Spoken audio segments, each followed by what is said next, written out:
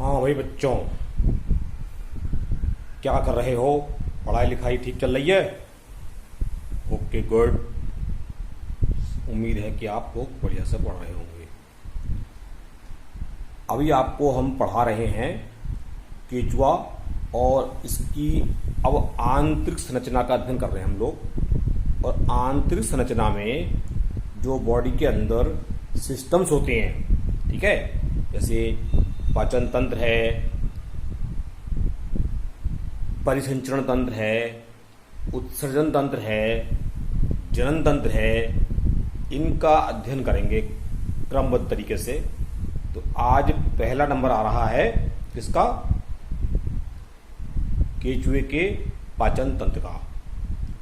तो पाचन तंत्र जो है इसका निर्माण प्रमुखता आहार नाल यानी कि एलिमेंट्री कैनाल से होता है। एलिमेंट्री कैनाल जो होती है वो मुख्य अंग है किसका? पाचन तंत्र का। आप देख रहे हैं कि बोर्ड पर एक लंबा सा डायग्राम बना हुआ दिखाई दे रहा है। ये केचुए की आहार नाल का है। केचुआ का स्ट्रक्चर आप पढ़ चुके हैं, आपने देखा भी होगा कि यह एक लंबा बेलनाकार गोल कृमि होता है, ठीक है। और इसके शरीर पर खंड होते हैं जिनकी संख्या भी लगभग निश्चित होती है, 100 से 120, ठीक। तो आपने देखा है कि शरीर के ऊपर जो खांचे होती हैं उन्हीं खांचों के करस्पॉन्डिंग मतलब उन्हीं के सापेक्ष अंदर क्या होते हैं? पूरे देह गुहा में पट होते हैं। पट मतलब सेप्टम यानी कि दीवार।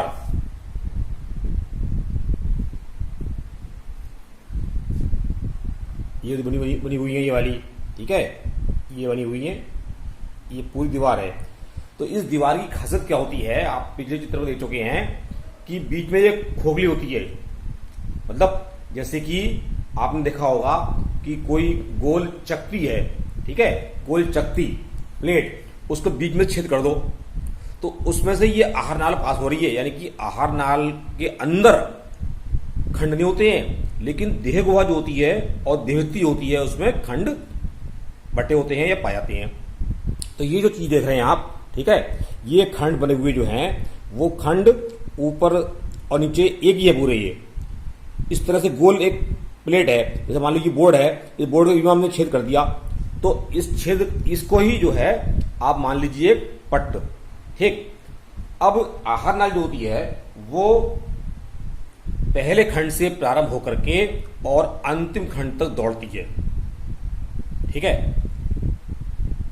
सबसे पहला आप देख रहे हैं कि पहला खंड जो देख रहे हैं, पहला इधर वाला ये मुख द्वार है, ओरल ओपनिंग दिखाया, माउथ, उसके ये पहले खंड में होती है। इसकी खासियत क्या होती है मुख द्वार की? कि ये जो है मिट्टी को चाटने के लिए अंदर से बाहर की ओर उलटता है। इसकी जो मांसपेशियां होती हैं वो इस प्रकार की होती हैं कि ये गति करता है और भोजन को ग्रहण करता है तो मिट्टी को चाटता है। ये मिट्टी चाटने के लिए कोई इसके अंदर हाथ पैर तो है नहीं, उंगलियां तो है नहीं, उसको मुंह में रख ले अपने, तो अंदर से दीवार जो होती है इसकी वो इस प्रकार से ये बाहर की तरफ ये ऐसे करके निकलता है, फिर अंदर जाता है। ये इस प्रकार से निकलेगा, ये अंदर जाएगा। तो ये अपनी जो है अंदर वाली जो सतह होती है जो आप देख रहे हैं इसमें चित्र में ग्रिड वाली, ठीक है, नहीं है, इसको बाहर की ओर ले आएगा, मिट्टी चाटेगा, फिर अंदर कर लेगा। तो हम लोग जीभ निकाले चाटते हैं कुछ, तो जीभ इसमें नहीं है तो ये ऐसे चाटेगा। तो इस प्रकार से ये जो है अपना कार्य करता है। अब आहार नाल का पहला भाग क्या हो गया, मतलब ओपनिंग क्या हो गई? मुख द्वार। मुख द्वार जो होती है पीछे की ओर पहले खंड के मध्य से लेकर के और तीसरे खंड के मध्य तक आप देख रहे हैं मुख गुहा में खुलता है। ये मुख गुहा एक कैविटी है जो पहले खंड के मध्य से तीसरे खंड के मध्य तक फैली होती है। इसके पीछे एक दूसरी कैविटी होती है, गुहा होती है, इसे कहते हैं ग्रसनी, जो तीसरे खंड से लेकर के पांचवें खंड के मध्य तक फैली होती है। इसमें भोजन का थोड़ा बहुत पाचन होता है, इसके बारे में बताएंगे, चित्र और बनाएंगे भी बाद में, आंतरिक संरचना का। अनपस्थ कार्ड दशनी की चित्र आता है बनाने के लिए एग्जाम में, तो वो बताएंगे आपको। फिर दशनी के पीछे है ग्रास नली। ये एक लंबी सी नलिका है, पतली सी नलिका है, जो 5वें खंड के मध्य से लेकर के 7वें खंड तक दौड़ती है। इसको मतलब निगल द्वार भी कहते हैं, निगल नलिका। भोजन जो है इसमें पास होता जाता है केवल। फिर आप देख रहे हैं 8वें खंड में एक मोटी सी रचना दिखाई दे रही है, केवल 8वें खंड में है वो, उसे कहते हैं गिजर्ड या पेशड़ी, हिंदी में कहते हैं पेशड़ी, और वैसे लिखा हुआ गिजर्ड। ये गिजर्ड जो होता है ये भोजन के कठोर कणों को पीसने का काम करता है, क्योंकि केचुआ जो होता है सर्वाहारी प्राणी है। मिट्टी कंकड़ पत्थर जो भी उसके जीभ में आ गए, अंदर चिपक गए, उनको ये अंदर ग्रहण कर लेगा। अब खाए ना खाए निकाल दे, बात अलग है। तो गिजर्ड जो होती है वो भोजन के कठोर कणों को पीसने का काम करती है। फिर आप देखिए 9वें खंड से लेकर के और 13वें खंड तक एक रचना दौड़ रही है, जिसे कहते हैं आमाशय। आमाशय जो है इसका पतला सा लंबी नलिका है, ट्यूब लाइक, ठीक है नहीं है। ये देखो, ठीक। फिर 14वें खंड से लेकर के और अंतिम खंड तक एक रचना होती है, उसे कहते हैं आंत्र। आंत्र जो है, आंत्र या इंटेस्टाइन, ये सबसे लंबी नलिका रचना होती है पूरे शरीर में। मतलब जो कुछ भी डिफरेंशिएशन है, भागों का वितरण है, बनावट है, वो सब यहीं पर ही है, तेज से वहीं। उसके बाद 14वें खंड से लेकर के लास्ट खंड तक, यानी 100 खंडों तक समझ लीजिए आप, 100 खंड से ज्यादा हो गए, क्या दौड़ती है? आंत। अब आप नीचे देख रहे हैं आंत के 3 भाग होते हैं। अच्छा एक चीज और देखिए, देखो इधर चित्र बना हुआ है, ये इस चित्र में आप देख रहे हैं ध्यान से, यहां पर ये लिखे हुए हैं, ठीक है नहीं है। ये लिखा 16 खंड, 16वें के बाद ये आ रहा है 21वां खंड, फिर आ रहा है 26वां खंड। तो ऐसा नहीं खंड गायब हो गए, ये खंड होते हैं बीच में, लेकिन कोई खास रचना नहीं होती है, सीधी सिंपल ट्यूब होती है, इसलिए जगह कम होने की वजह से गैप दे दिया। तो 16वें खंड के बाद 17वां आता है, 18वां आता है, 19वां आता है, 20वां, 21वां, 22वां, 23, 24, 25, 26 जाते आते हैं, ठीक है। तो वो मतलब जगह को यूज करने के लिए शॉर्टकट बना दिया। तो 26वें खंड में आप देख रहे हैं 2 उभार निकले हुए हैं, हरे रंग के आप देख रहे हैं चित्र में, उन्हें कहते हैं आंतरीय सीकी। सीकी बहुवचन, सीका एक वचन होता है। अगर मात्रा हटा दोगे तो सीका बन जाएगा। आंतरीय सीका या इंटेस्टाइनल सीका या सीकी, 2 होते हैं तो सीकी, एक होता तो सीका, ठीक। एक बात, अब इसके बाद आप देख रहे हैं नीचे लिखा हुआ है आंत के 3 भाग होते हैं, ये देख रहे हैं आप। 14वें खंड से लेकर के 26वें खंड तक पूर्व भंजीय आंत्र, पूर्व भंजीय आंत्र, ये भाग है पहला आंत का केवल। 26वें खंड यानी 27वें खंड से लेकर के और 100वें खंड तक का भाग जो होता है उसे कहते हैं भंजीय आंत्र, अभी बता रहे हैं इसके बारे में।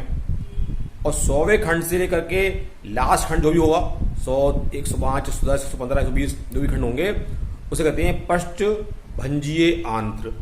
कुल मिलाकर के आंत के 3 भाग होते हैं। आंत के अंदर भोजन का मुख्यतः क्या होता है? अवशोषण होता है, ठीक। तो आंत की जो दीवार होती है अंदर की सतह तरफ से ये उभरी होती है, बहुत सारे उभार होते हैं निकले हुए। तो अंदर जो सतह इसकी है गोल गोल, ठीक है नहीं है, उस पर क्या होंगे? उभार होंगे ऐसे ऐसे निकले हुए, उंगलियों की तरह।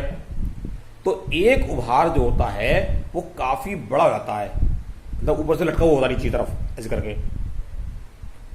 तो उस उभार को कहते हैं भंज या टिफ्लोसोल। क्या बोलते हैं? भंज या टिफ्लोसोल। हाँ भाई, तो ये देखो इस चित्र में आप देख रहे हैं ऊपर एक चित्र हुआ है कोने पर गोल सा, ये जो है आंत वाले भाग यानी कि 26वें खंड से लेकर के और 100वें खंड के बीच की रचना जो होती है उसका सेक्शन है ये। तो आप देख रहे हैं अंदर की तरफ जो है इसमें छोटे छोटे उभार दिख रहे हैं, इन्हें लिखा है रसांकुर या विलाई, VILLI। और जो ऊपर की तरफ से देख रहे हैं आप नीचे लटका हुआ एक भाग है बड़ा सा, उसी को बोलते हैं भंज या टिफ्लोसोल। तो ये वाला भाग जो है वो 26वें खंड से लेकर के और लास्ट खंड तक कहीं का भी हो सकता है। इसकी रचना होती है। तो ये जो है आंत का भाग, ये वाला भाग जो होता है वो आंत में पड़े हुए या पचे हुए भोजन का क्या करता है, अवशोषण करता है। ये वाला भाग जो है वो आंत के अंदर एब्जॉर्प्शन सरफेस एरिया को बढ़ाता है ताकि भोजन का पाचन अधिक से अधिक हो सके। ठीक, तो ये पूरी रचना हो गई आहार नाल की।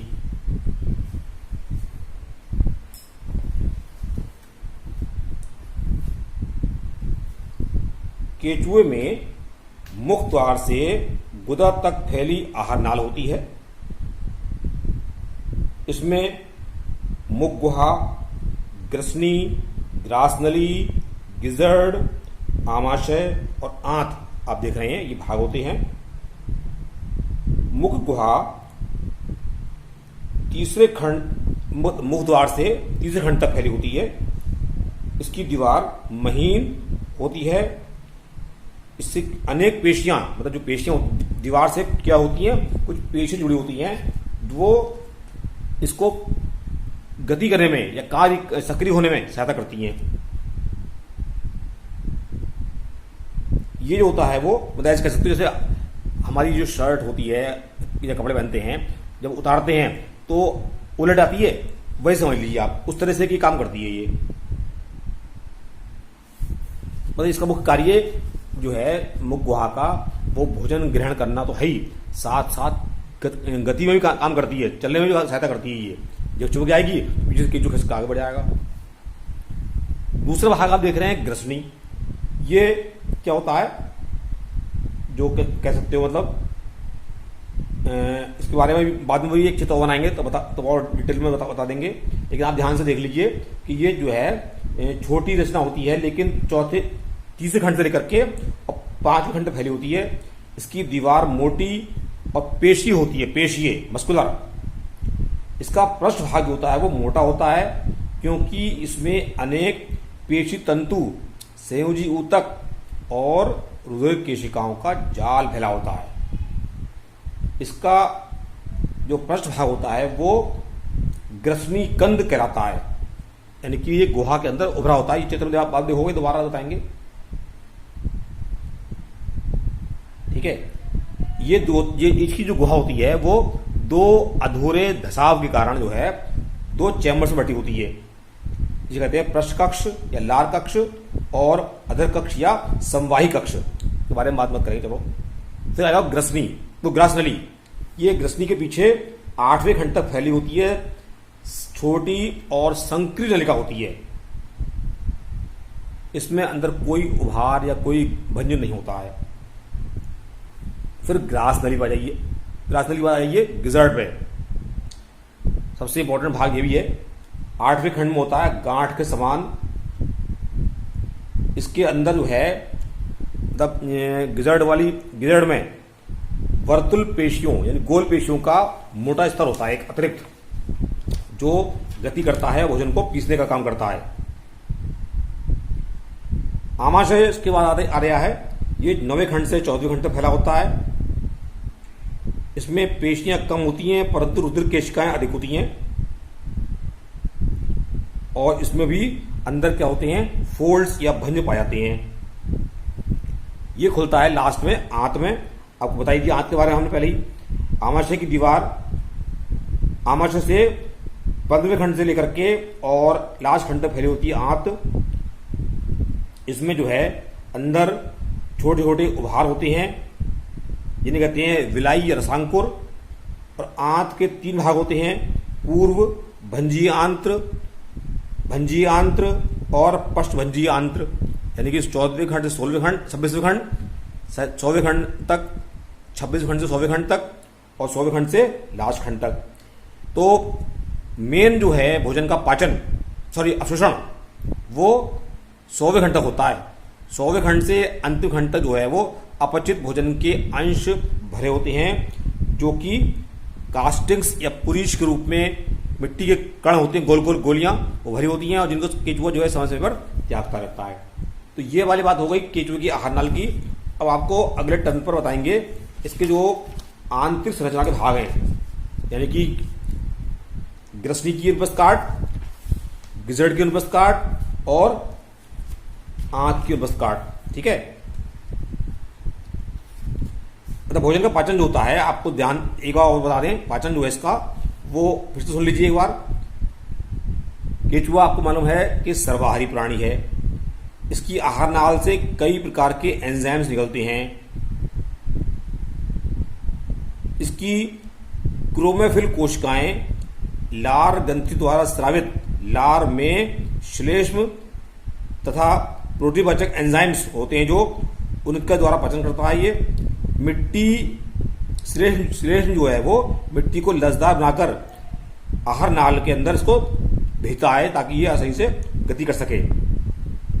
गिजर्ड में भोजन का पाचन होता है। यह पिसता है मतलब भोजन। प्रोटीन और पेप्टोन्स एंजाइम्स जो हैं वो सब ये कार्य करते हैं पाचन में। ठीक है, इसमें जो एंजाइम्स होते हैं पाचक रस होते हैं, प्रोटीएज, लाइपेज, एमाइलेज, सेलुलेज और काइटिनेज होते हैं। तो प्रोटीएज जो होता है वो प्रोटीन का पाचन करता है, लाइपेज जो होता है वसा का पाचन करता है, एमाइलेज कार्बोहाइड्रेट का पाचन करते हैं, सेलुलेज सेलुलोज का पाचन करते हैं और काइटिनेज जो है वो कीड़ा मकोड़ों की काइटिन को डाइजेस्ट करता है। तो कुल मिलाकर के ये सिंपल है। मेन चीज की आहार नाली संरचना है जो आप देख रहे हैं, उसको बता दिया। बाकी रेस्ट जो है वो अगली बार आपको बताएंगे उसमें क्या है। ग्रसनी, गिजर्ड और आंत की अनुपस्थ काटें।